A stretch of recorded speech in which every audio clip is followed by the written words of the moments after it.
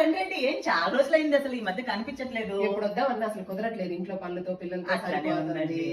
మొన్న నీరజక్క వాళ్ళ ఇంటికి పోయాము. ఆ. సరోజక్క నేను ఇద్దరు నెక్లెస్ కొనుక్కుందంట, చూపించింది. అవునా? ఎంత పడింది? 3 సవర్ల దేవుళ్ళలో తీసుకుందంట. రేట్లు బాగా పెరిగిపోయింది. పెరిగినాయి కానీ చాలా బాగుంది. అవునా? సరోజక్క చూసినంత సేపు బాగుందండి. ఆ. పక్కకు వచ్చినాక అసలు ఎంత కడుపు మంటతో చెబుతుందో. ఎందుకు ఇంత జనాలు?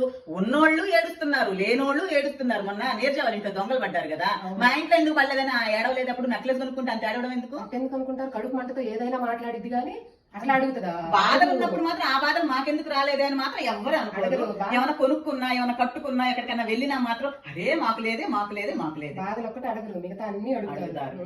నిజంగా ఎందుకు ఇలా జనాలు తయారవుతున్నారు అర్థం కావట్లేదు. కష్టాల్లో ఉన్నప్పుడు ఆ కష్టం మాకెందుకు రాలేదని ఎవ్వరు అనుకోరు. బట్ ఏదైనా సుఖము, ఆనందము, ఏదైనా కొత్తది కొనుక్కున్నా, ఏదైనా చేసినా మాత్రం వీళ్ళకుంది మాకు లేదు, వీళ్ళకుంది మాకు లేదు అనే థాట్ జనాలలో చాలా అయిపోతుంది. మరి ఈ విషయానికి మీరేమంటారు?